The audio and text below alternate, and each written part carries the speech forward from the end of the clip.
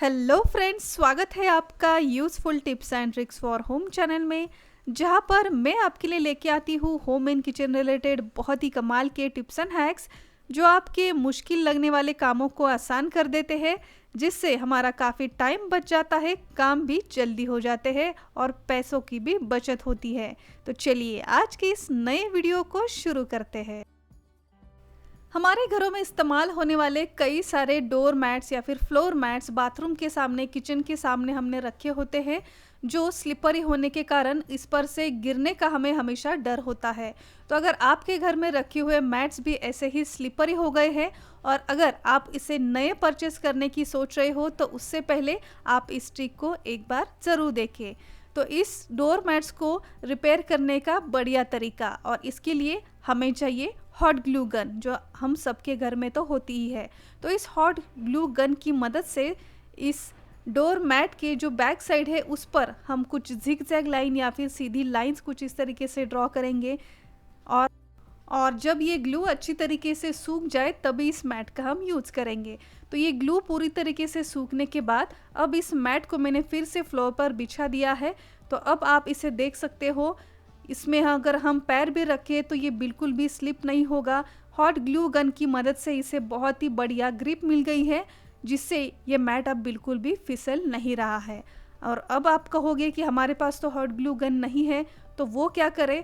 तो अगर आपके पास डबल साइडेड टेप है तो डबल साइडेड टेप की मदद से भी आप इसे अच्छी ग्रिप दे सकते हो। तो इसके लिए 1 से 2 पीसेस इस डबल साइडेड टेप की आप कट करें और इन डोर मैट की बैक साइड पर 2 या फिर 4 साइड पर आप इसे चिपका दें।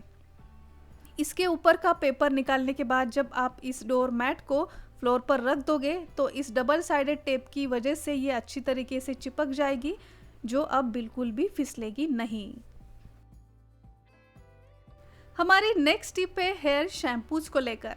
हम काफ़ी अच्छे अच्छे ब्रांड के हेयर शैम्पू लाते हैं जो काफ़ी महंगे भी होते हैं, लेकिन इन शैम्पू को जब भी हम बालों पर इस्तेमाल करते हैं तो आपने देखा होगा ये शैम्पू काफ़ी थिक होते हैं, और अगर हम इसे ऐसे ही इस्तेमाल करें तो ये बालों पर अच्छी तरीके से अप्लाई नहीं होते, और इसी के कारण हमारे बाल अच्छी तरीके से साफ़ नहीं होते, ऑयल क्लीन नहीं होता, डैंड्रफ भी क्लीन नहीं होता, और ऐसे ही कंप्लेंट हमारी हर एक शैम्पू के बारे में होती है। तो ऐसा ना हो, इसके लिए जो भी शैम्पू आप यूज़ कर रहे हो इसे ऐसे ही डायरेक्टली बालों पर ना लगाएं। इस शैम्पू को थोड़े से पानी में आप सबसे पहले डाइल्यूट करें और फिर आपके हेयर पर इसे लगाएं। तो आप देखेंगे डाइल्यूट करने से ये शैम्पू आपके बालों पर अच्छी तरीके से अप्लाई हो जाएगा, जिससे आपके बाल भी साफ़ हो जाएंगे। तो हेयर शैम्पू की ये ट्रिक क्या आप इस्तेमाल करते थे या क्या आपको ये पता थी? मुझे कमेंट कर ज़रूर बताएं।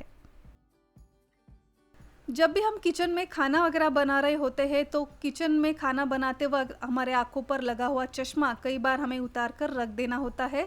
तो इस चश्मे को किचन में रखे कहाँ, ये हमें समझ में नहीं आता, तो हम इस चश्मे को कहीं किचन काउंटर पर या फिर किचन में कहीं पर भी रख देते हैं, और ऐसा कहीं पर रखने से इस चश्मे के ग्लास के ऊपर कई बार स्क्रैचेस आ जाते हैं, हमारा चश्मा जल्दी ख़राब हो जाता है। तो इस चश्मे को रखने के लिए पर्सनली मैंने किचन में एक जगह बनाई है। इसके लिए फ्रिज पर मैंने एक सेल्फ एडेसिव हुक लगा दिया है, जिस पर हमेशा एक बैंगल अटका के मैं रख देती हूँ, और जब भी मुझे चश्मा लगाना होता है तो सिंपली इस बैंगल के ऊपर इस चश्मे को मैं इस तरीके से हैंग करके रख देती हूँ। इससे होता यह है कि इसकी जो ग्लास है कहीं पर भी टच नहीं होती, और इससे इसका जो ग्लास है वो भी डैमेज नहीं होता। तो चश्मा रखने की मेरी ये ट्रिक आपको कैसी लगी, कमेंट कर ज़रूर बताएं। और अगर आपको ऐसा कुछ नहीं करना है तो किचन में या फिर जहाँ पर भी आप स्टडी वगैरह करते हो, आपका डेली का काम जहाँ पर होता है, डेस्क पर वगैरह चश्मा रखने के लिए ऑलरेडी मार्केट में या फिर ऑनलाइन बहुत ही बढ़िया बढ़िया शेप और कलर के चश्मे के वुडन स्टैंड भी अवेलेबल है। आप चाहे तो ऐसे स्टैंड भी घर पर 1-2 ला के रख सकते हो, जिससे अगर आपको चश्मा रखना हो तो कहीं पर जगह ढूंढने की ज़रूरत नहीं पड़ेगी। प्रॉपर आप इस स्टैंड पर उस चश्मे को रख सकते हो, जिससे आपका चश्मा बिल्कुल भी डैमेज नहीं होगा। कई सारे फंक्शंस या फिर शादी वगैरह के लिए हमें बैंगल्स लेके जाने होते हैं, और ये बैंगल्स काफ़ी फैंसी डेलिकेट होते हैं, जिस पर काफ़ी बढ़िया कुंदन वगैरह लगे होते हैं। और इस बैंगल को अगर प्रॉपर ट्रैवलिंग में लेके जाने के लिए आपके पास पाउच वगैरह नहीं है, ऑर्गेनाइज़र नहीं है, तो इस बैंगल्स को बिना डैमेज किए लेके जाने के लिए आप इस्तेमाल करें सॉक्स का। तो कोई भी एक सॉफ्ट सॉक्स आप ले लें और इसमें आपके जो भी बैंगल्स आपको लेके जाने हैं वो एक एक करके आप रखें। सॉक्स काफ़ी बड़ा है तो बैंगल्स रखने के बाद आप इसे हल्का सा फोल्ड करें तो ये काफ़ी बड़ा भी नहीं लगेगा। तो सॉक्स में अब इस बैंगल को रखने के बाद अब आप इसे किसी बैग या फिर पर्स में अगर रख दोगे तो सॉक्स की वजह से आप देखोगे कितने भी डेलिकेट ये बैंगल्स क्यों ना हो, ट्रैवलिंग में बिल्कुल भी डैमेज नहीं होंगे।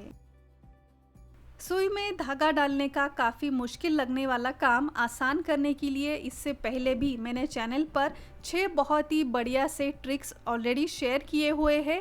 अगर आपने वो ट्रिक्स नहीं देखे तो उसकी लिंक मैं इसी वीडियो की एंड में दे दूंगी, आप चाहे तो उस वीडियो को एक बार ज़रूर चेक कर ले। उसी के साथ साथ सुई में धागा डालने का एक बहुत ही बढ़िया तरीका आज मैं आपके साथ शेयर करने वाली हूँ। और इसके लिए हमें चाहिए गेहूं का गूंदा हुआ ये आटा, जो रोज़ हमारे किचन में तो होता ही है। तो इसमें से थोड़ा सा ये आटा हमने लिया है और इस आटे को हम इस धागे पर कुछ इस तरीके से लगाएंगे। जहाँ से ये धागा स्टार्ट होता है वहाँ पर हल्का सा ये आटा लगाने के बाद आप देखोगे गेहूं के इस आटे से ये धागा थोड़ा सा हार्ड बन जाएगा। और जब ये हार्ड बन जाएगा तो ये सुई के होल में भी बहुत ही आसानी से जाएगा। तो यहाँ पर आप देख सकते हो गेहूं का आटा लगाने के बाद ये धागा काफ़ी हार्ड बन गया है और बहुत ही फटाफट इस सुई में से ये जा भी रहा है। तो सुई में धागा डालने की ये ट्रिक अच्छी लगी हो तो वीडियो को एक लाइक ज़रूर कीजिए।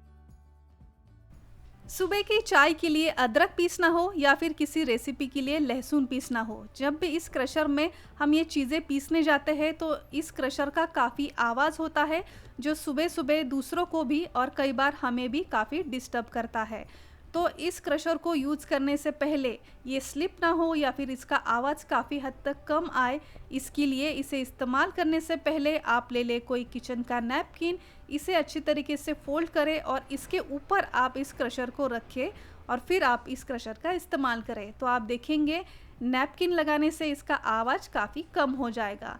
या फिर आप कोई अच्छा सा सॉक्स ले लें और इसे परमानेंटली कुछ इस तरीके से पहना कर रख दें, तो बार बार आपको कोई नैपकिन ढूंढना नहीं पड़ेगा और सॉक्स के इस्तेमाल से भी ये आवाज़ नहीं करेगा, बिल्कुल भी काउंटर पर ये स्लिप भी नहीं होगा। सो फ्रेंड्स, आई होप कि आज के इस वीडियो में दिखाई गई ये सारे छोटे मोटे टिप्स एंड हैक्स आपके लिए थोड़े तो यूज़फुल रहे ही होंगे। और मेरी ये मेहनत अगर आप तक पहुंची होगी तो वीडियो को एक लाइक ज़रूर कीजिए। इसमें से कौन सी ट्रिक आपको नई और यूज़फुल लगी हमें कमेंट कर ज़रूर बताएं। और अगर अब तक आपने इस चैनल को सब्सक्राइब नहीं किया है तो अभी जाकर सब्सक्राइब कीजिए। सब्सक्राइब बटन के आगे एक नोटिफिकेशन बेल है, उसे भी प्रेस करना बिल्कुल ना भूलिए।